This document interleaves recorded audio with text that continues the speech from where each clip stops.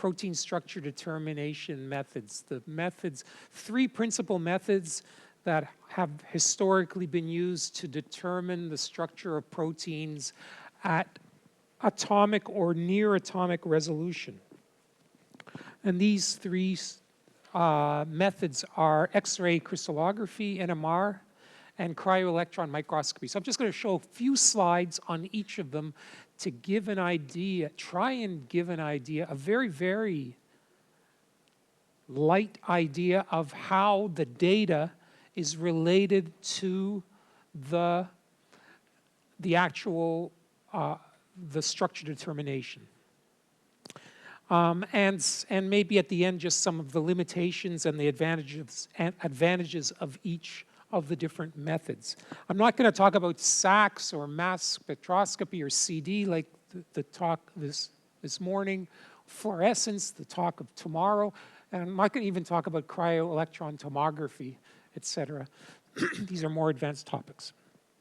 Okay, so just to remember the scale of the molecules that we're talking about, the size of eukaryotic cells are usually 10 micrometers or greater in size, okay? We can look at them using light microscopy, okay, fluorescence microscopy, optical microscopy.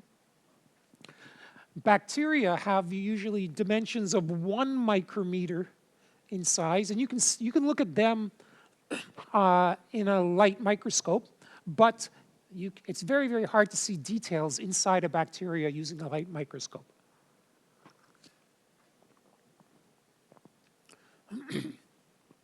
But viruses are viruses are tens to hundreds of nanometers in diameter, so they're relatively small. They're smaller than bacteria. And then proteins are like dozens of nanometers in size. Protein complexes can be, say, 100 nanometers in size. And individual proteins are usually like dozens of nanometers in diameter, for example. Okay?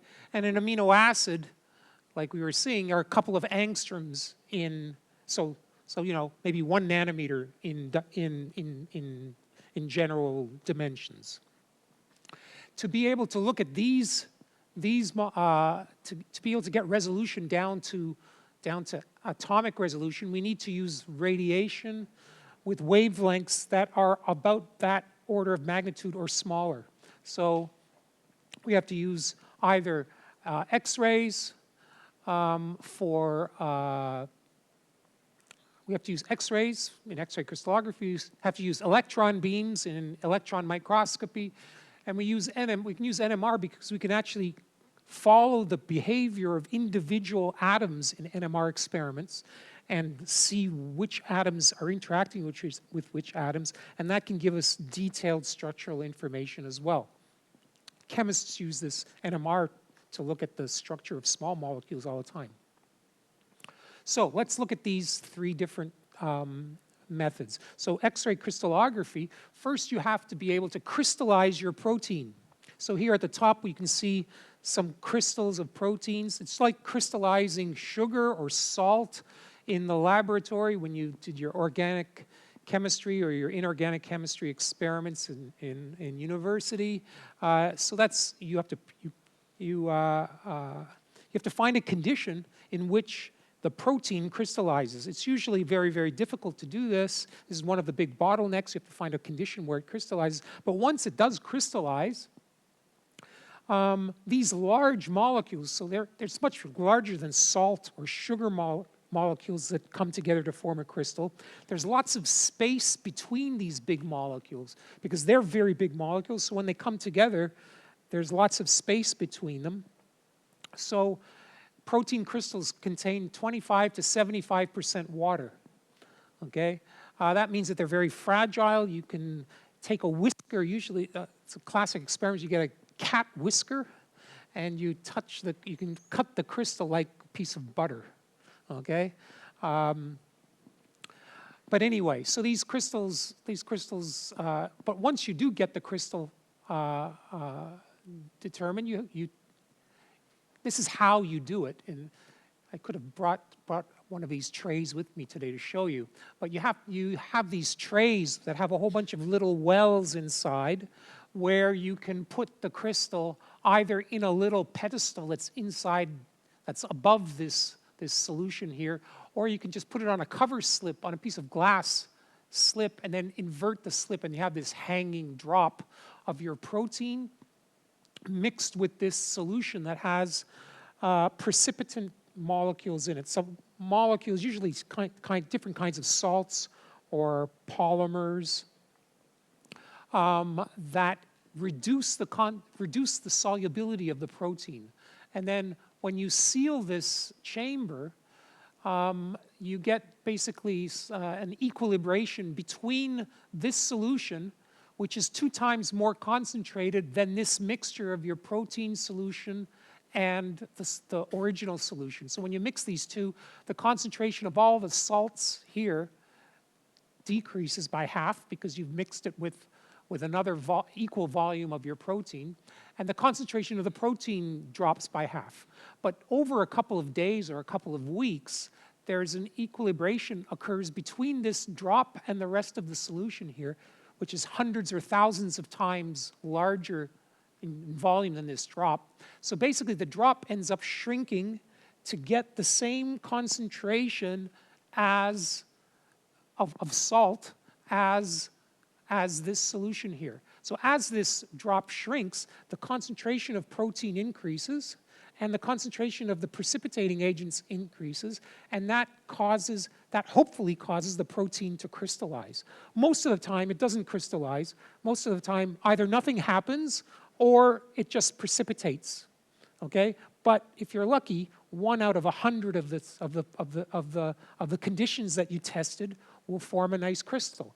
And once you do that, once you get that, you take it to a source of X-rays where this crystal, which is basically an organized array of molecules all in the same orientation, will diffract.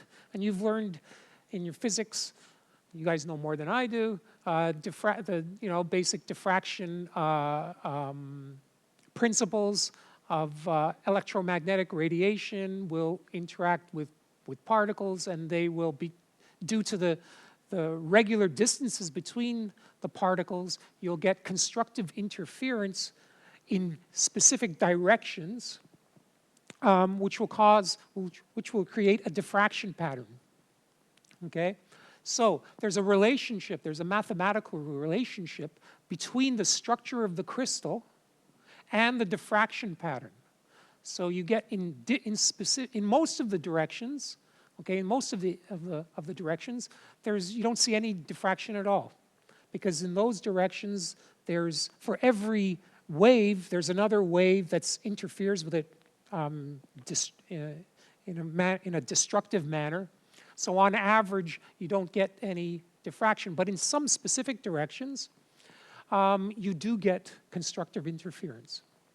And here, you basically, you can measure the intensities of these what we call reflections. They're called reflections because it seems like the waves are being reflected off of planes that are going through the lattice of the crystal. So you can draw different planes. You can see these horizontal planes, but you can also draw vertical planes, and you can draw planes going at different angles in all 3 dimensions. And each of these different theoretical planes creates one of these reflections here. And you can calculate where these reflections are just by the distances between the size of the repeating unit in the crystal. But what determines the intensity, the relative intensities of all of these spots, is determined by what's inside each of these repeating units. Okay? So the idea is that the information about what's inside the repeating units is somehow found in this diffraction pattern. So basically, each of these spots is a wave.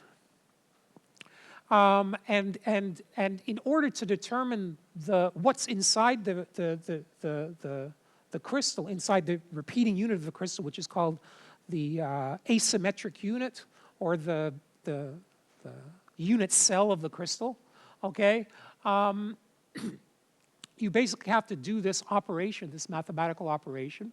And you can see this FHKL, this is basically a wave, okay, with these indices, HKL, which are the positions of each of these reflections, is basically determined by the position of it with respect to the origin. So it's in 3 dimensions. As if you rotate the crystal, this pattern changes, okay? So what you do is you actually collect hundreds of images where you rotate the crystal 1 degree or a fraction of a degree every time and collect the image. So you get basically thousands you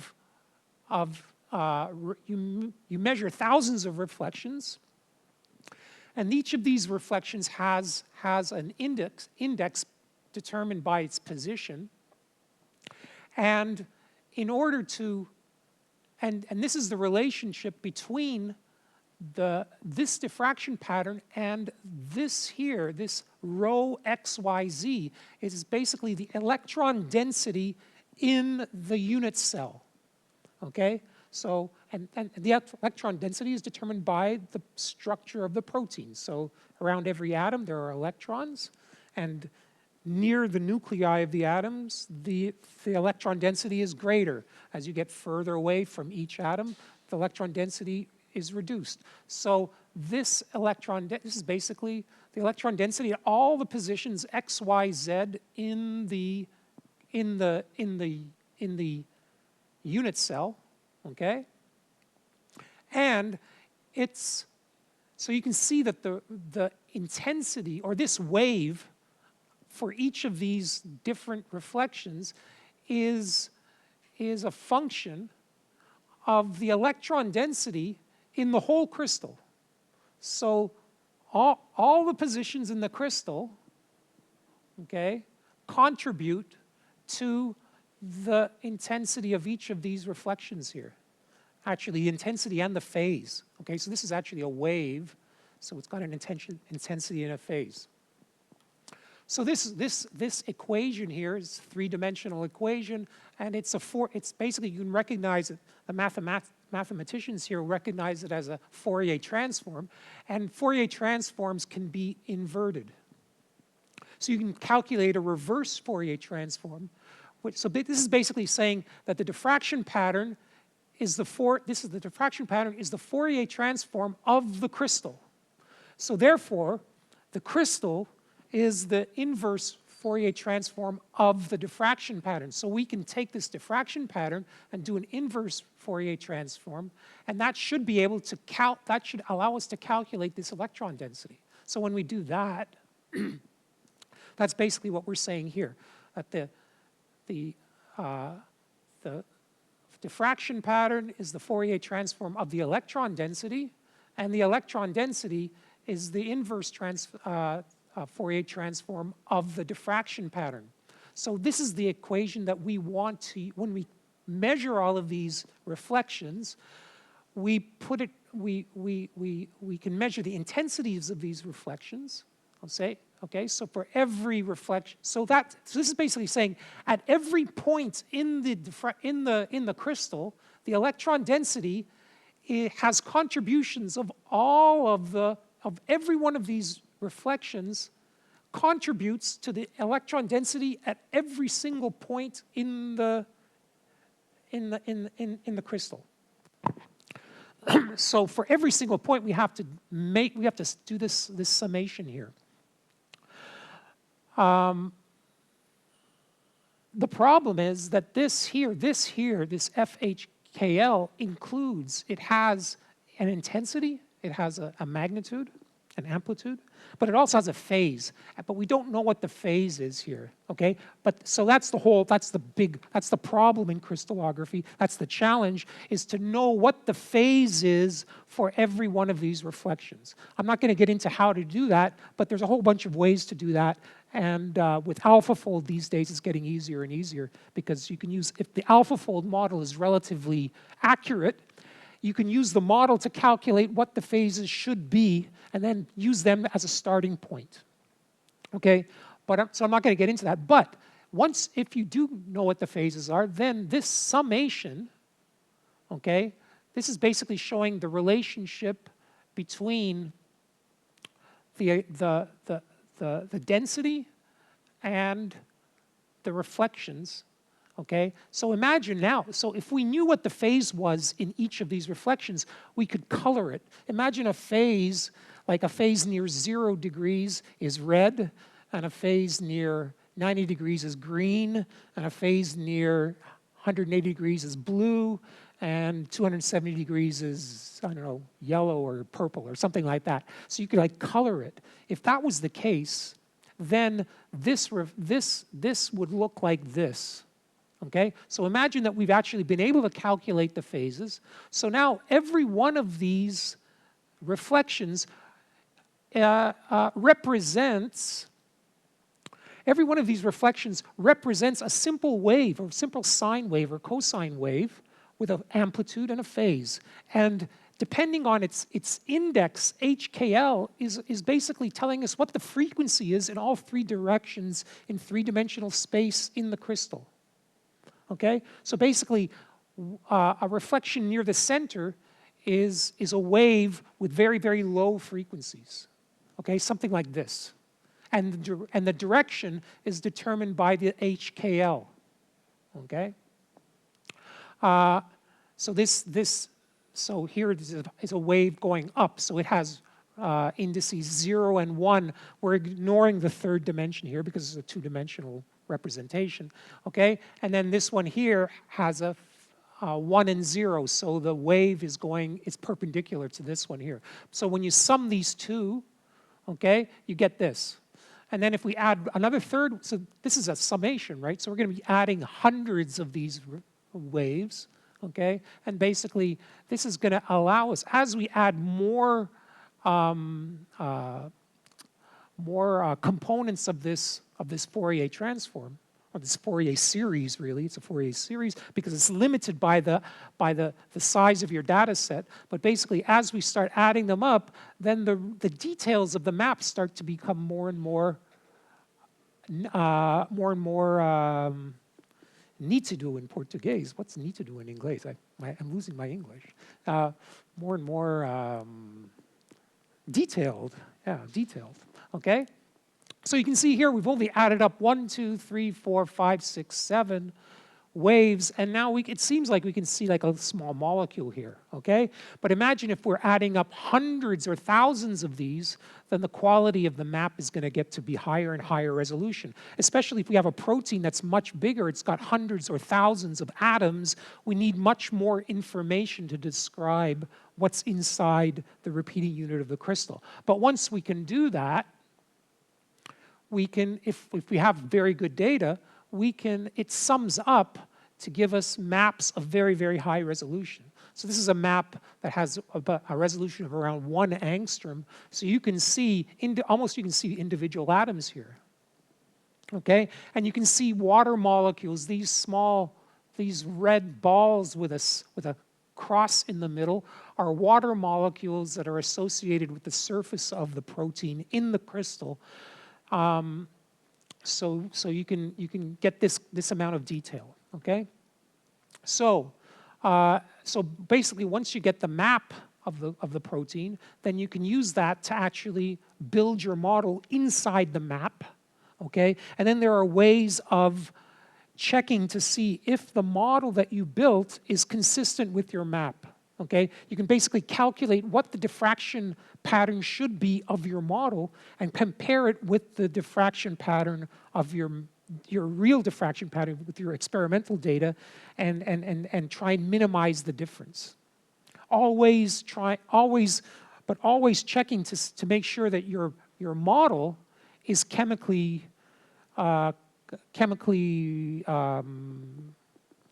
relevant. That is, you're not using chemical bonds that are too long or too short, or angles that are out of the range of normally expected angles for those chemical groups. Okay, so that's crystallography. Any question here? So that's just a basic idea of the relationship with the data in an X-ray crystallography experiment and the actual structure that you get at the end. So NMR instead, different from crystallography, where you're looking at the protein basically in a solid state. In NMR, you have, most of the time, there is solid state NMR, but usually what I'm going to talk about is NMR in solution. You have the molecule is in solution, and it's in a tube, it's in a Lawton tube, and you bring it to an NMR instrument that's basically a big superconducting magnet that's maintained at very, very low temperatures near absolute zero, around 2 to 4 degrees Kelvin. And that maintains a very, very high static magnetic field. And in this magnetic field, the magnetic moments, the nuclear magnetic spin states have different energies, okay? Where you have parallel and anti-parallel orientations. And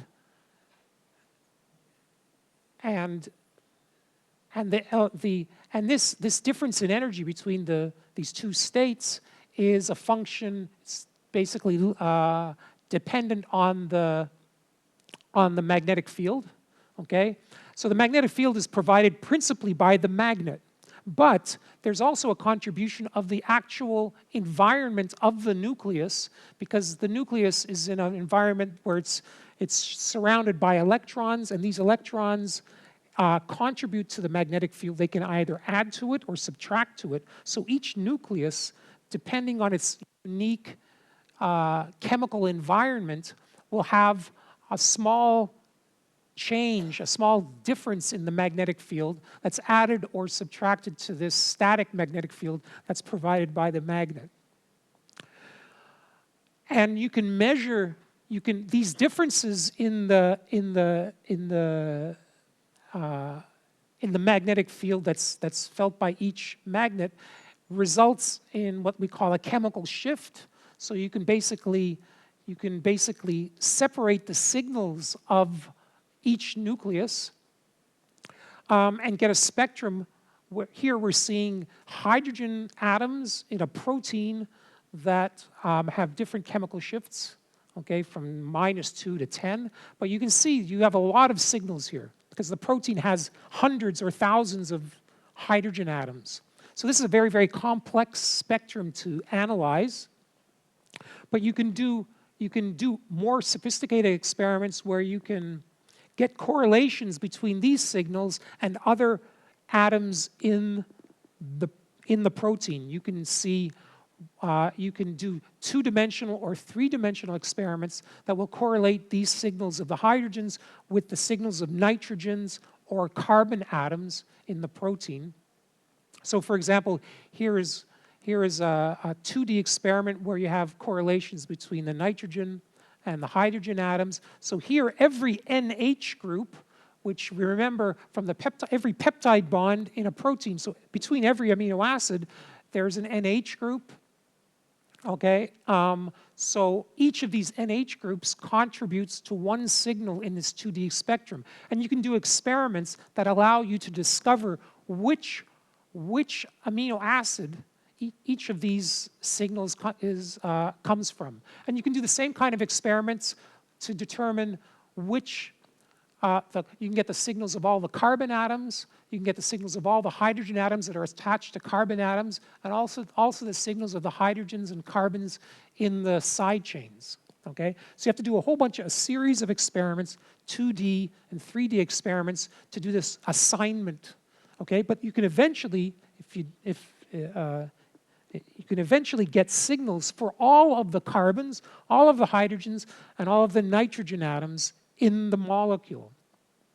And once you do that, you can do a whole bunch of other experiments to try and see, for example, which hydrogen atoms You can do these NOESY experiments, or nuclear Overhauser effect experiments, that can basically tell you which hydrogen atom is close to which other hydrogen atom in the molecule. So it's like, imagine all of you are hydrogen atoms in a protein, and this experiment will say, it will give me a signal to tell me which hydrogen atoms you are close to. Okay, so each of you is close to maybe 2 or 3 or 10 other hydrogen atoms, and I can get that information for all the hydrogen atoms in the molecule. And that kind of information can allow me to propose a model of the protein that's consistent with all of this data. So, for example,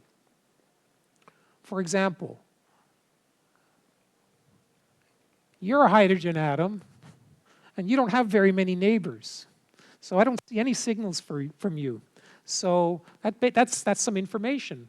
I don't see any, she's not near anybody. So that means she's probably in some region of the protein that's moving around a lot, or it's very, very, so she might be just near everybody all the time. So sometimes she's near him, sometimes she's near you, etc. But you guys over there, there's 5 or 6 of you very close to each other. You're always near each other. So I get very, very strong signals for you. So basically, I can get information. I can get this part of the protein. I can calculate models that are consistent with this data. Okay. So all of the models say that these atoms are always very, very well organized. Okay. But these guys here, it seems like this atom can be here, but sometimes it's over here. Or these guys here, this atom is here, but sometimes it's over here. Okay, because there's not that much information about them, okay? But that lack of information is also information, okay? So basically we can make models of proteins. We can basically calculate all the different possible structures that are consistent with the data, and that will give me, that will tell me which regions of the molecule are very, very well determined, and which regions of the molecule maybe are much more flexible. Okay? So this is a very, very good example here of a protein that has a C-terminal domain that's very, very well organized. Okay? But this amino terminus it's like a spaghetti. There's very, very little long distance information. For example, what I was saying here, you'll get information. There's the amino acid number 3 is always near amino acid number 4 because it can't get away from it because it's covalently very, very close. Okay, but it's never close. I don't get signals of it close to any other amino acid that's relatively far away from it in the sequence. Okay. So here, this is an example of this, okay? And this structured domain you can see that it's very, very well determined. And you can do kinds of experiments here. You could like mix this protein with another protein that's not labeled, because these proteins, in order to do these experiments, you have to label the nitrogens and the carbons with isotopes that have a nuclear spins of 1/2. In the case of nitrogen, it's nitrogen 15. In the case of carbon, it's carbon 13. But then you can mix it with a protein that's not labeled, so you're only seeing the signal of one of the proteins, but you see the effect of the presence of the other protein. So you can see some of these NH groups change a lot when we take this labeled protein and add this unlabeled protein here. And we can map what amino acids are sensitive to the presence of this second protein. And in the case of this protein here, it seems to be mapped to these 15 amino acids in the amino terminus, which normally on its own, this is a very, very disordered region. But when we add the second protein, this part of the protein is what it interacts with. Okay? And you can also like do other kinds of, you can do literally hundreds of experiments, NMR experiments. Okay, you can do this kind of experiment here where you mix the protein, you have the protein in water where you see all of the NH groups, and then you dilute the protein or dissolve it in deuterated water.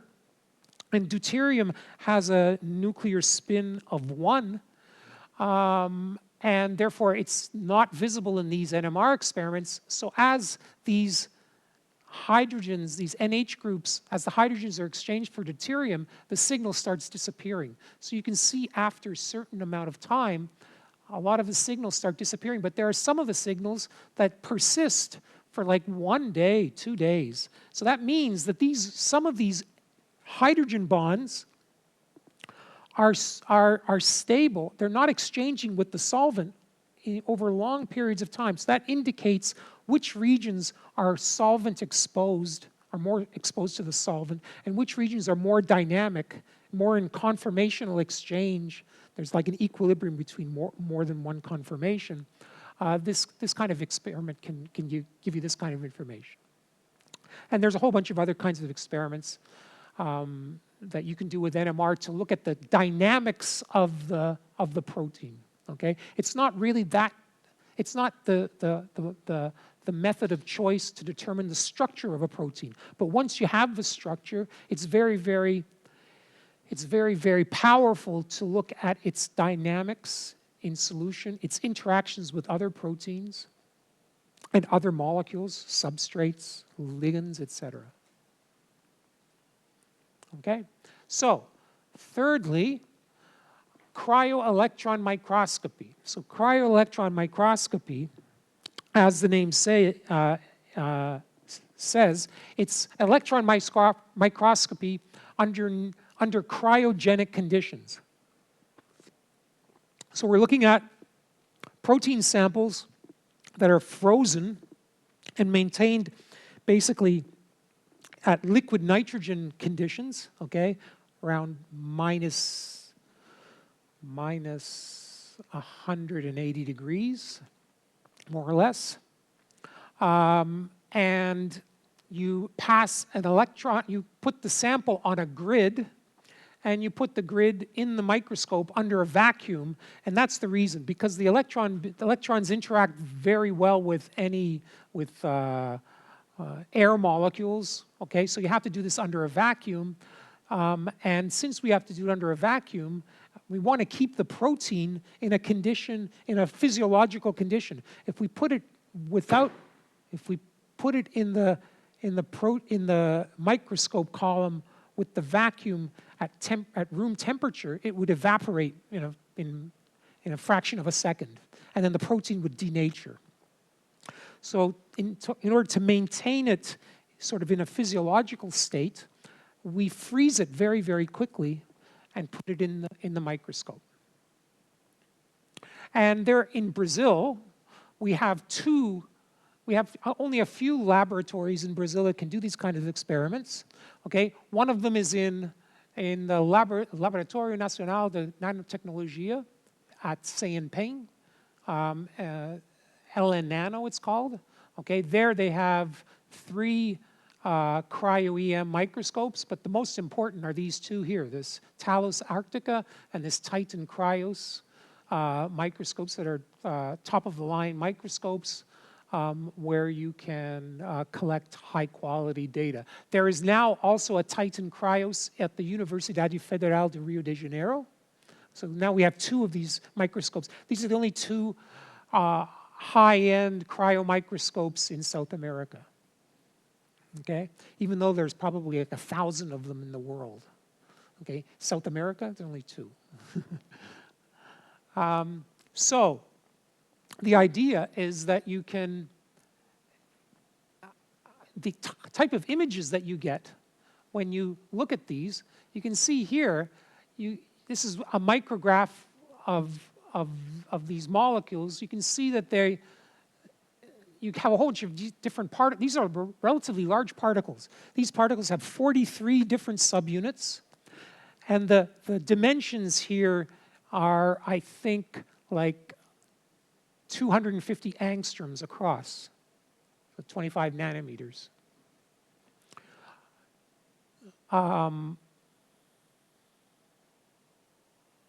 And So you can see the particles, but they're very, very low resolution particles. You can say, how am I going to get atomic resolution data from this? But what you're going to do is you can see that this image has maybe, say, 100 particles, okay? So but you can collect, let's say, 1,000 of these images, or even more, a couple of thousand images. You can collect 10,000 images. So 10,000 images with 100 particles in each image, that's 1,000,000 particles, okay? So 1,000,000 particles with a signal-to-noise ratio of like, I don't know, 0 point something, okay, 0.1 or something. It's very, like a small fraction above noise.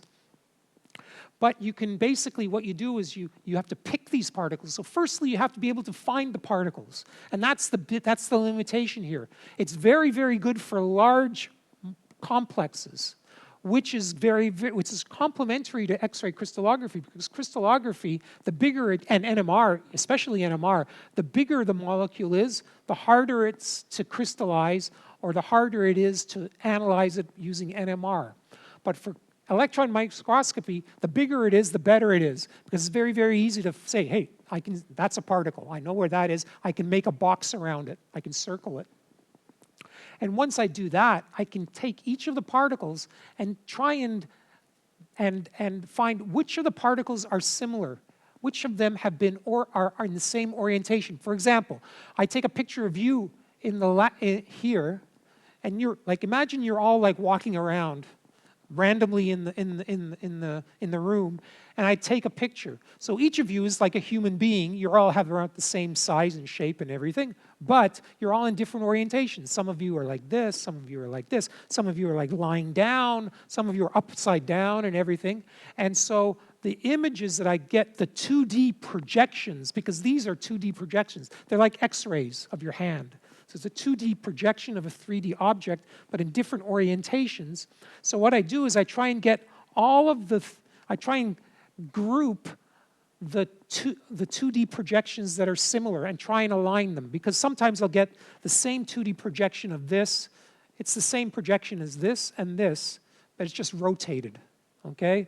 So basically I can get all of them that are the same 2D projections, align them, and this will give me what I call 2D classes, which are higher resolution, because when I sum them up, each of these 2D classes might have hundreds or thousands of these individual images. So when I sum them up, I get a higher resolution 2D projection of that angle. And then I have to figure out how these 2D projections are related to each other in a three-dimensional object. Okay, that's another story. It's a complex procedure. But eventually, if I can do this correctly, I can get a 3D volume. I combine these 2D projections to produce a 3D volume that has a higher resolution, still higher resolution. And nowadays, because of advances in the quality of the microscopes, advances in the sophistication of the data processing algorithms, and especially improvements in the detectors that eliminate the noise of the detection process, okay? So they're called direct electron detectors, allow us to get very, very good images so that when we combine them, we can get electron maps, that allow us to see the side chains of the amino acids in the protein, okay? Yeah, and this is basically, and you can see that it just like in a crystallography electron map, and the same as in an NMR experiment, there are some regions that are going to have higher resolution than others. So this is what they call a resolution map of this complex here. The blue areas have higher resolution, and the green and the red areas have lower resolution. Yeah, okay, so now I just wanted to show you a video that shows this whole process in a couple of minutes that I was mentioning. This video is on YouTube.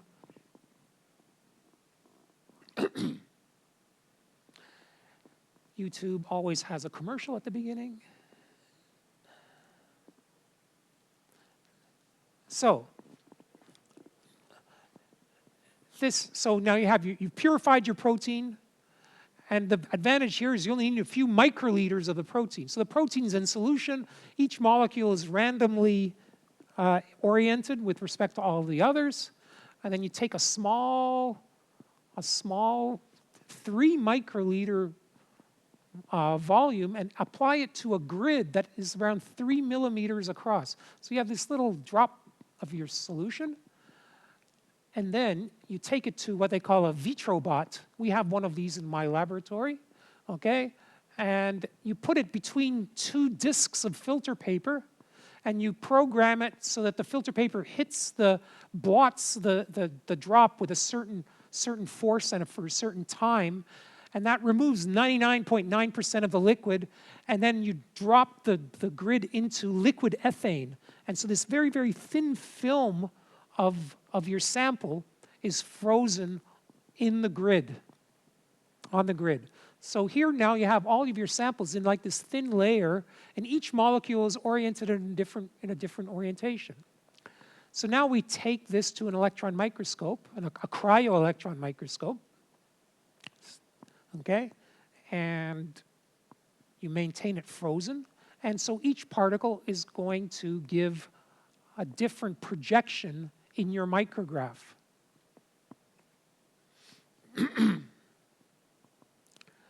So you can see here 3 different projections of the same, assuming all the particles have the same orientation, and they might not be. That's something actually very, very interesting. Okay, but here we've got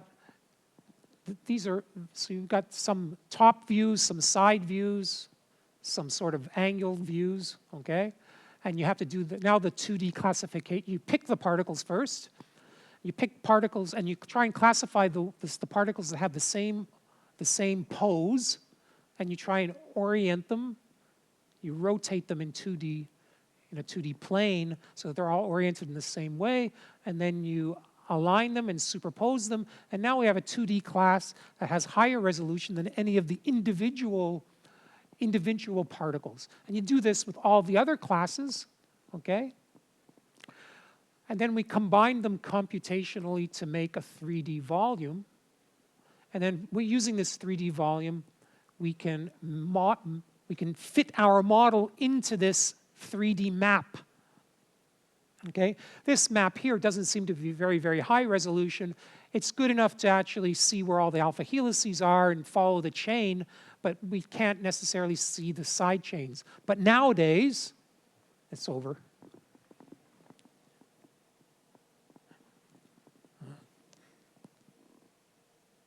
But nowadays, the quality, we've had what they call a resolution revolution. So over the last 10 or 15 years, the quality, like I said, the quality of microscopes, the computational tools, and the detectors have allowed us to be able to analyze molecules with much higher resolution. So now here, when this was published, I think 5 years ago, the highest resolution structures are like 2 angstroms. Now there's like 1.1 angstrom resolution cryo-EM maps of some proteins that are very, very well behaved. Okay? So these 3 methods that I mentioned, crystallography, the advantages, it gives the highest resolution, but it's difficult to study highly flexible proteins, and you have to be able to crystallize them. NMR, it's good for small proteins. It's good for looking at dynamics of the proteins, but there's an upper size limit. And cryo-EM is not good for small proteins, but it's getting better and better. And it's very good for big proteins. At the time, it was lowest resolution, but nowadays the resolution is getting to be comparable to crystallography. Okay, so let me see. Do I have time for the second part? I think the second part's actually just as important as the first part. I wanted to talk about, in the second part, I wanted to give an example of how the structure of a protein is related to its function, okay? And I wanted to use hemoglobin as as a very, very well-studied good example of how we can look at the structure of a protein and see how it's been tuned to exercise its function. Okay? So let's try and race through this. So hemoglobin is like family of globin proteins that bind oxygen. They have these heme cofactors. There's also myoglobin, is evolutionarily related to it. Hemoglobin is a tetramer of two subunits that are very, very similar to each other. They're called the alpha and beta subunits. So it's a tetramer, 4 different subunits, okay? And each of the subunits has what they call a heme group inside, which has a porphyrin ring, which is shown in red, with a central iron atom, which is where the oxygen molecule binds.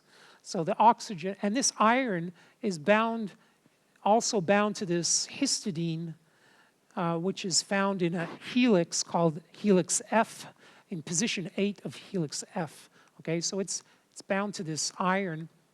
And when the oxygen binds, okay, so anyway, so I'll talk about what happens when the oxygen binds in a couple of seconds here. So the oxygen binds on the top of this heme molecule here. So hemoglobin binds oxygen with this profile here. So this is a saturation.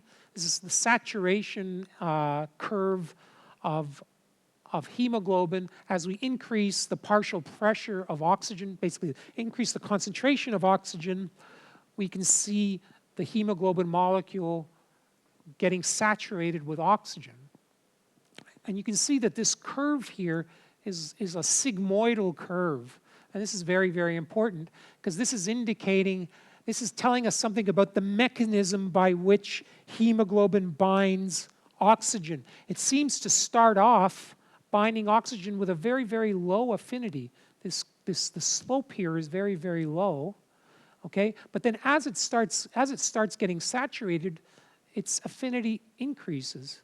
The slope starts increasing, which is indicative of an increased affinity. So as it saturates, it wants to get saturated even more.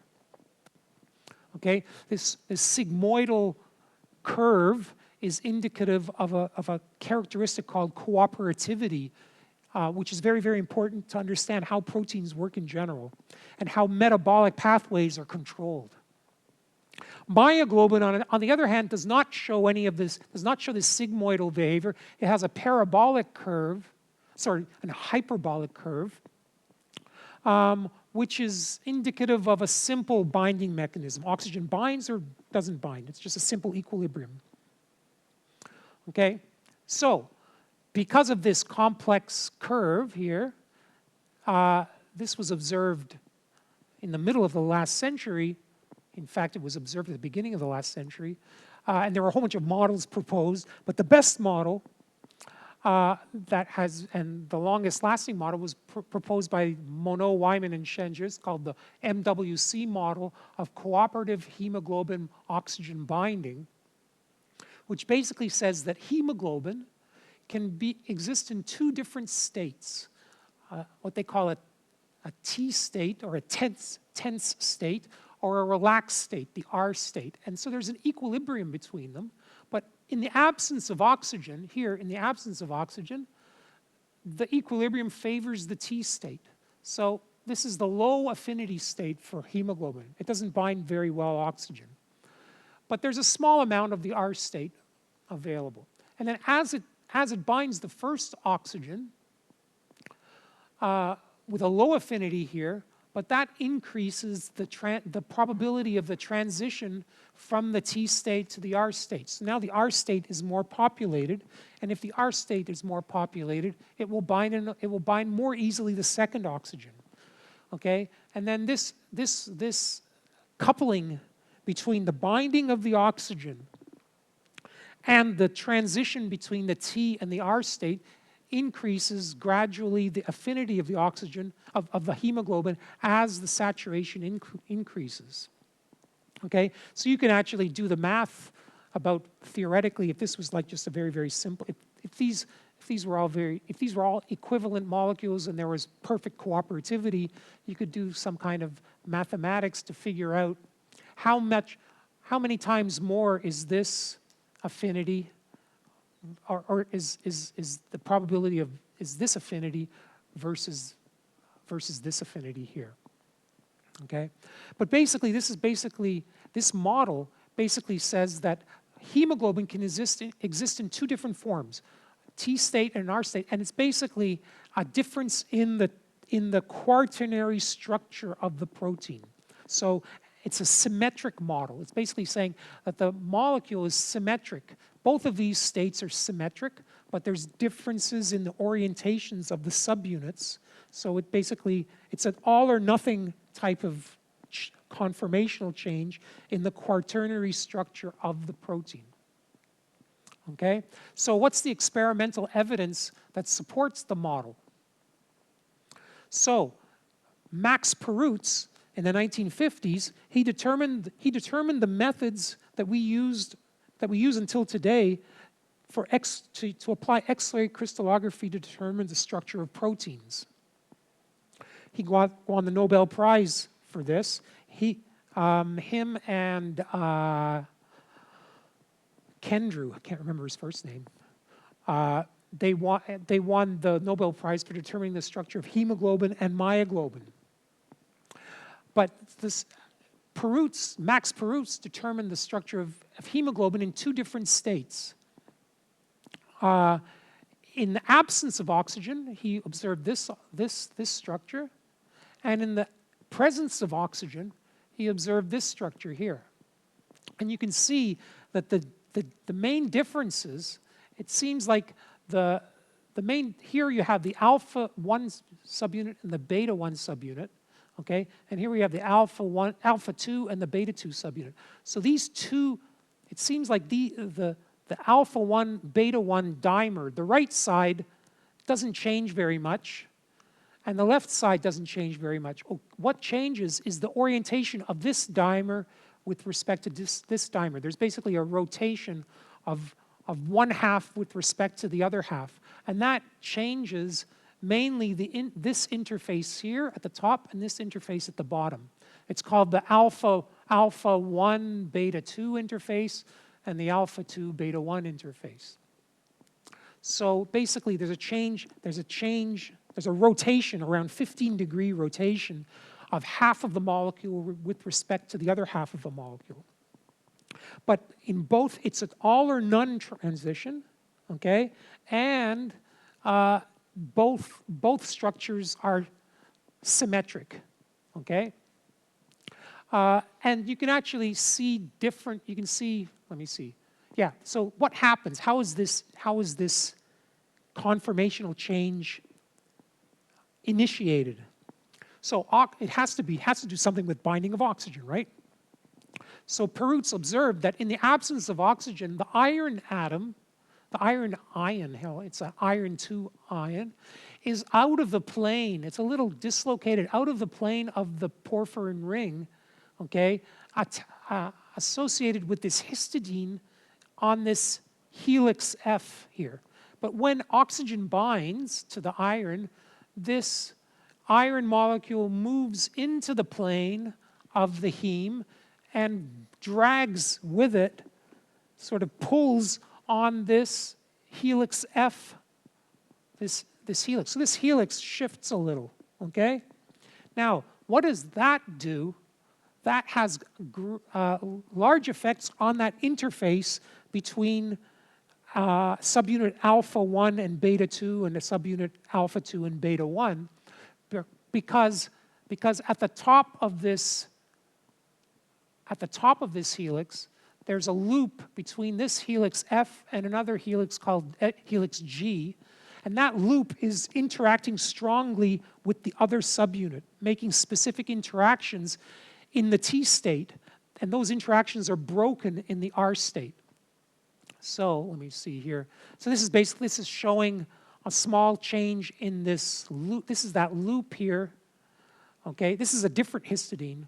Okay, but this is a loop. This histidine here, it's interacting in this sort of pocket here this is helix C of subunit, I think it's subunit A, alpha, and this is subunit beta here. So this is the helix C, and it's here, but now in the R state, it's moved from here to here. Okay, and there's other changes, big changes here. So in the T state, in the absence of oxygen, there are these ionic interactions between a positively charged lysine and the C-terminus carboxyl group, okay, and also this histidine with a carboxylic acid group of the side chain of this aspartate, okay. This is in the absence of oxygen, and in the presence of oxygen, here's this helix F. So behind it, we have the histidine that's bound to the iron that's in this heme group here, and this helix moves, and that causes all of these interactions to break. So these are a whole bunch of ionic interactions that are observed in the T state that are broken in the R state, in the presence of oxygen. Now, one thing is it's interesting to remember here, it'll be interesting to remember in a couple of minutes, these ionic interactions are between groups that are pH dependent. So the lysine and the carboxylic acid and the histidine, okay, if the pH goes up or down a little, their protonation state can be changed. And for example, if you increase the pH and the histidine deprotonates, it loses its positive charge, and that destabilizes this interaction. That makes it easier to break this interaction. Okay, it's the same with this amino group here. At higher pH, it becomes deprotonated, and it weakens this interaction. So at higher pHs, the T state is destabilized with respect to the R state. So at higher pH, the hemoglobin affinity for oxygen increases. Okay? And that's important. We'll see that in a couple of minutes. Okay? So here I just wanted to show quickly, if you actually download, you can do this at home, if you download the structures of hemoglobin, I'm going to go into a program here. If you download the structure of oxyhemoglobin, which has this code 1HHO, or also download the structure of deoxyhemoglobin, which has 2HHB structures, and you superpose them. If you superpose 1/2 of each of the molecules, and that's going to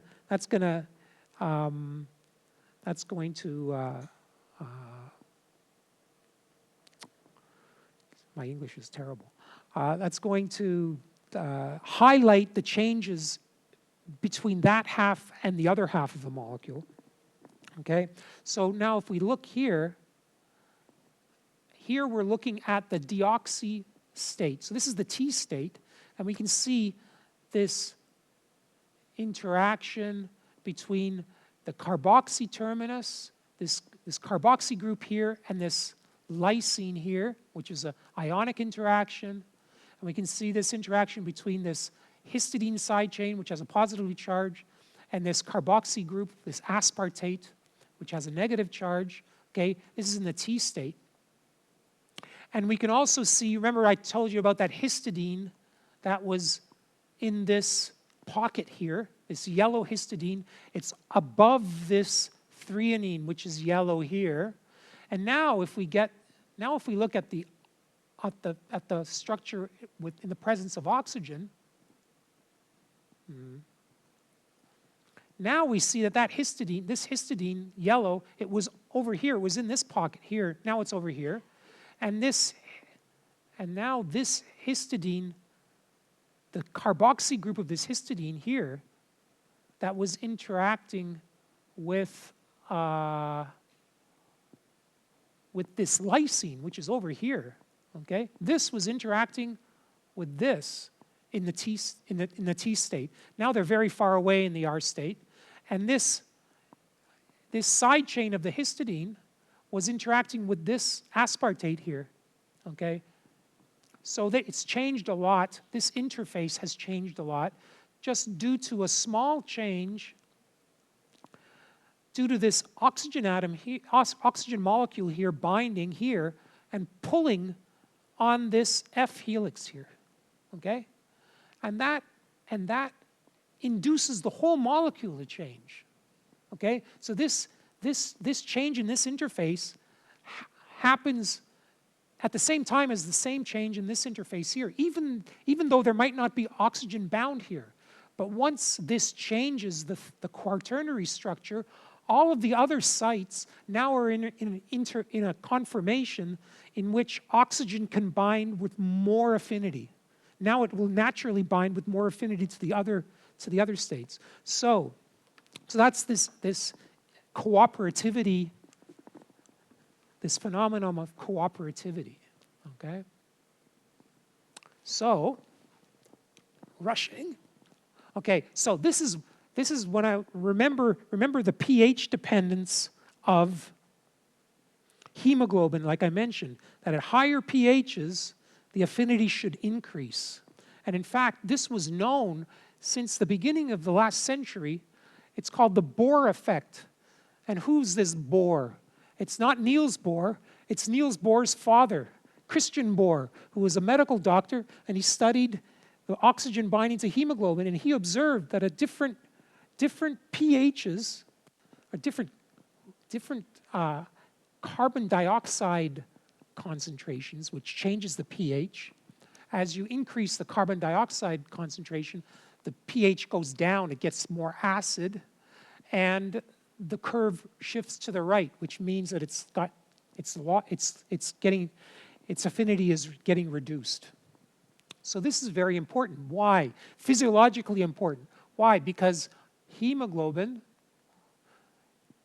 I'm going to show this first. This is sort of a complex, this is like trying to say, what's going on with hemoglobin in the muscles and in the lungs? So, you breathe in, the hemoglobin goes through, your red blood cells go through your lungs, picks up oxygen, takes it down to the muscles.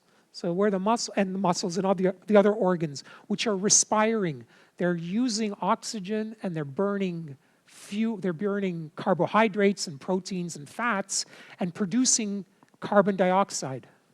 And this carbon dioxide dissolves in the blood, and it gets into the red blood cells, and it reacts with water to make carbonic acid. And carbonic acid dissociates to make bicarbonate and H+, so that pH goes down. And that binds to hemoglobin, and the hemoglobin now protonated so that it stabilizes the T state, because the T state has these ionic interactions in which the positively charged groups need to be protonated to have the positive charge. And that will reduce the affinity of hemoglobin for oxygen, and oxygen will be released, and it will diffuse out and go into the muscle, okay? Now, as the blood goes to the lungs, the CO2 starts bubbling out of the blood and goes into the air, okay? And so so this reaction is reversed, okay? And the pH goes back up again. And that destabilizes the T state, relatively stabilizes the R state, which is higher affinity. And in the lungs, the oxygen will bind to the hemoglobin. So hemoglobin has evolved to have a higher affinity for oxygen in the lungs, where it needs to get saturated. And then when it gets to the muscle or the other organs, it doesn't want to keep on binding oxygen. It wants to release the oxygen. And so its pH sensitivity, it detects the lower pH in the internal organs and releases the oxygen. And so that's what this Bohr effect is showing. So really, here we're in the lungs at high oxygen concentrations and high pH. So we have a high affinity of oxygen. And then as the blood circulates, it switches from this high pH to this low pH curve where the affinity goes down. So it actually becomes more cooperative. So so at high pH, we have this. This is the lungs, high pH. And this is the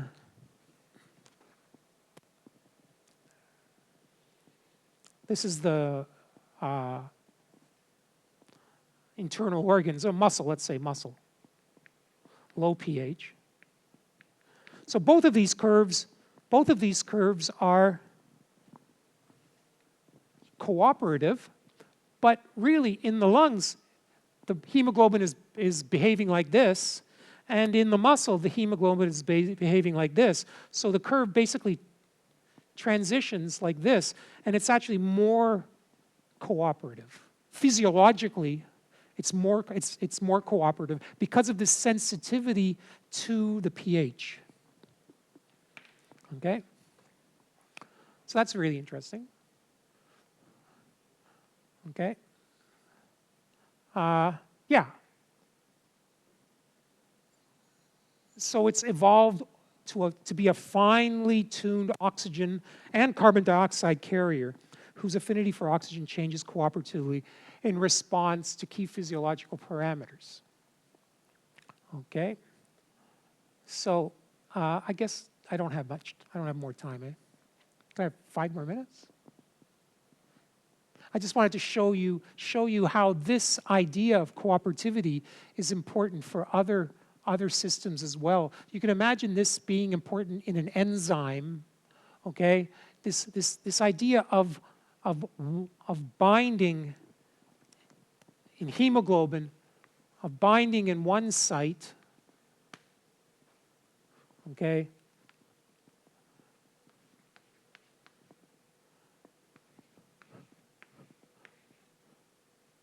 Changing the affinity, changing the conformation, and increasing the affinity to bind in other sites, okay?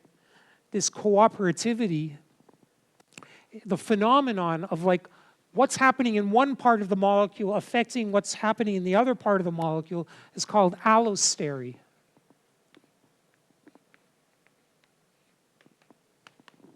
Okay? And this is very, very important in the regulation of enzymes. So like you can have an allosteric site where some kind of ligand, some kind of molecule binds here and affects what's going on in the active site of the enzyme. Okay? So this can happen in multimeric proteins and monomeric proteins. So this whole idea of allostery originated when we were looking at molecules, at the first molecules whose structures, the analysis of the structure and the relation to the function were analyzed, and hemoglobin was one of these first molecules. And one other example is this aspartate transcarbonyl transferase, or ACTase, okay, which is a molecule that's involved in the synthesis of purines, pyrimidines, sorry, and its activity is sigmoidal, it's cooperative, okay, and it's sensitive to the presence of these modulators, these allosteric regulators, CTP and ATP, which are nucleotides in the cell. ATP is an indicator of the energy level in the cell, and CTP is an indicator of the amount of nucleotides that are available to synthesize, to reproduce the genetic material in the cell. So, so this is So this is basically an indication of, hey, the cell has a lot of energy, you can reproduce. Okay, so if there's more ATP, then yeah, let's make more DNA. Okay, and this CTP is an indicator of, hey, I'm not making more DNA. I've got a lot. If the CTP is accumulating, it's because I don't have to make more DNA because I've There's no more necessity of it, and therefore we should stop making DNA. Okay? And yeah, so CTP is an inhibitor of this enzyme, and ATP is an activator of this enzyme. And this enzyme has a very interesting structure. Okay? This is a top view of it, and this is a side view of it. Okay? It's made up of 12 subunits, 6 catalytic subunits that are shown in blue and red, and they're found as trimers, 3 of them on the top and 3 of them on the bottom. So this is the side view. There's 3 on the top and 3 on the bottom. This is where the catalysis happens, okay? And there's these 6 regulatory subunits that are found as dimers, pairs here. There's 2 here, 2 here, and 2 here.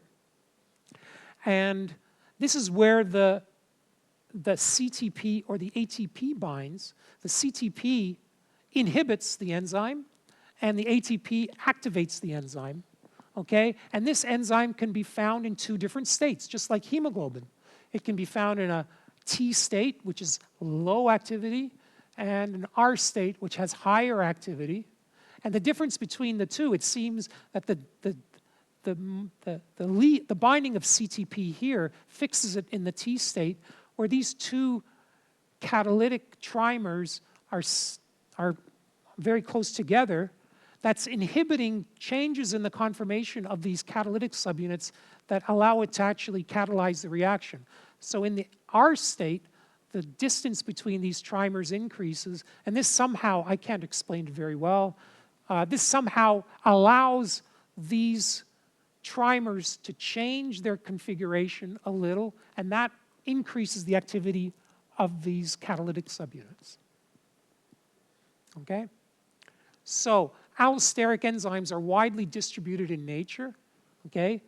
And they regulate important metabolic pathways. So other enzymes have had their structures determined, okay, in both their T and R states. And in most cases, they are symmetric, okay, and involve transitions in the quaternary structure, where the tertiary structure of the subunits doesn't change very much. So it's usually associated with some kind of rotation between one part of the structure and another part of the structure. Okay, and these structural, this makes us believe that many regulatory pathways are controlled in a similar manner, okay?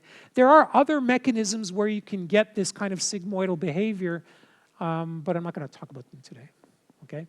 But this is, so this MWC model, it was proposed over 50 years ago, 60 years ago, and it's the best, it's sort of like the best model that we use to describe the behavior of these regulatory enzymes, these multimeric regulatory enzymes. There's a lot of, you can question the details of it, you can find it reasons to criticize some of the general ideas behind it, but in most cases it's the simplest model that explains the largest number of details in the systems that we've studied. Okay? So that's the end of part 2. So I went 15 minutes over time. Sorry. So what do we do now, Fernando? Do we have a coffee break? Yeah, if you want some questions. Yes. Very nice presentation. I have actually 2 questions. One about cryo-EM. Yeah. That you speak very briefly when you have more than one conformation. Oh yeah. Yeah. So I think that would be very interesting to see. Oh yeah. The dynamics of the Yeah. protein that you're trying to solve. second part, the relation of the TNR states actually is like probably a dynamic question. So it seems it has some relation with make room to the enzymatic catalysis happen. So you have to make room so the protein actually breathes, so this dynamic process to happen. So Yeah, you're right. So the idea is that the molecule, so that model says that there's an equilibrium. It's in an equilibrium even in the absence of oxygen. Even though that the T state is more stable than the R state in the absence of oxygen, there's an equilibrium here. Okay? So let's say, I don't know, it's 90% here and 10% here on average, let's say. Okay? But this affinity here, let's say, is 10 times more than this. So just, if you remember the free energy of a transition is a state function, right? So it's independent of the path in which you go from here to here, let's say. Okay? So if this is 10 times, if this favors this 10 times more, but this favors this 10 times more here, then if this is 10 times more than this, but this and this here, then this has to be 10 times more for this direction than this, okay? Because 10 times 10 is equal to 10 times 10, let's say, okay? So that means that this would be the affinity the transition here.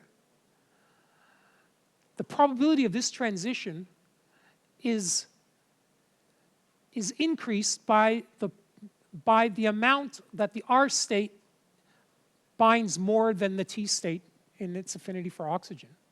So if this has 10 times more affinity for oxygen, after one oxygen has bound, this transition is 10 times more likely to happen than this.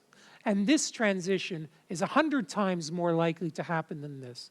And this is 1,000 times more, and this is 10,000 times more. So it becomes almost like an all-or-one type of phenomenon. Either the molecule is completely empty. Once it binds one oxygen, it's probably going to bind a second, and then a third, and then a fourth.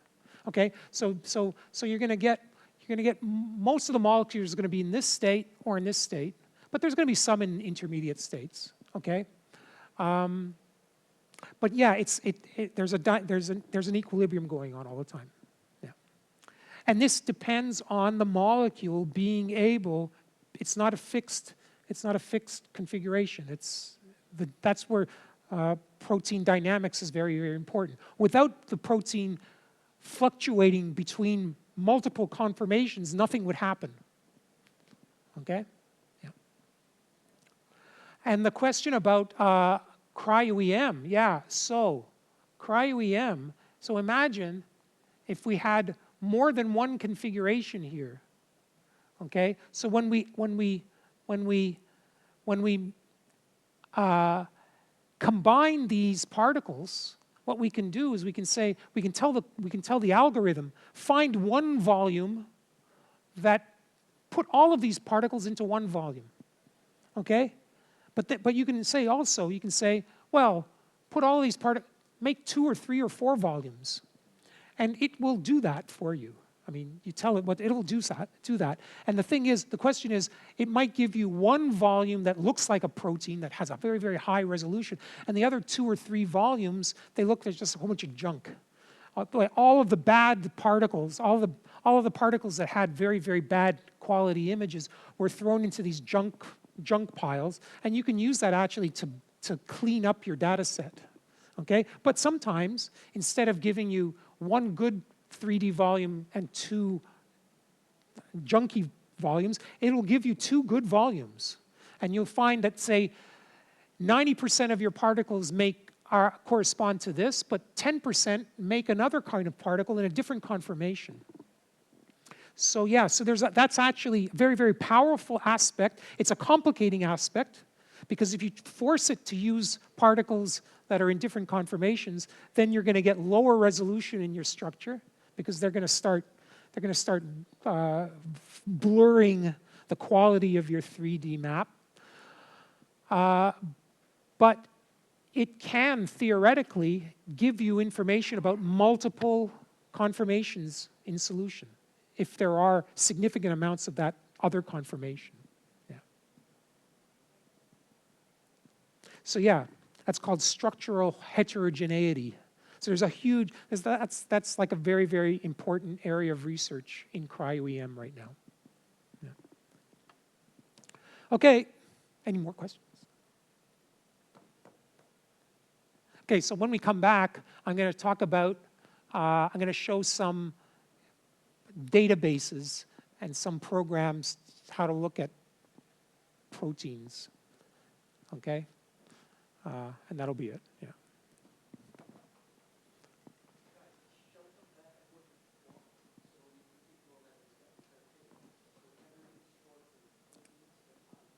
Quarter after 4. Quarter after 4. Yep. Okay, 20 minutes. Yep.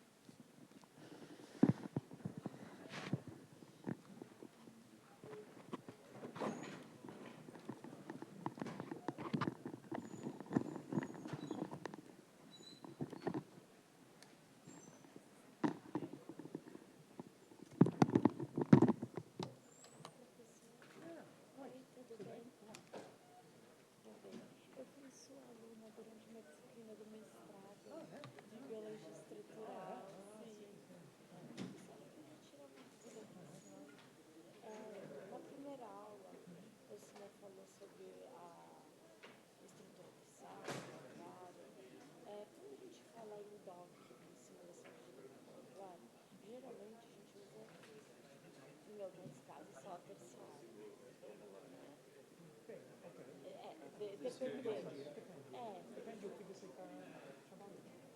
Então, a minha pergunta era se vale mais a pena a gente tentar fazer sempre a quaternária, ou dependendo do que você precisa ver, a terciária já é o suficiente.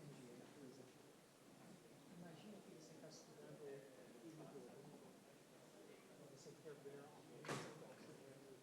você quer fazer uma simulação. Você sabe que o robô tem 4 subunidades. Se você tira as 3, ele só fala, eu quero simplificar minha vida, eu quero só olhar essa aqui.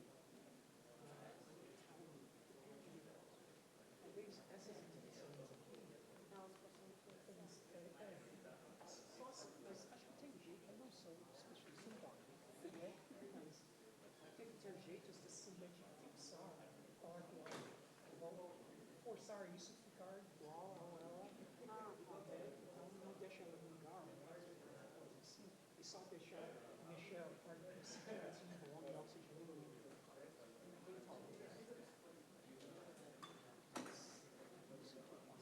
Acho que tem que falar com uma especialista em DOC. Sim. Era mais pra a cabeça, assim.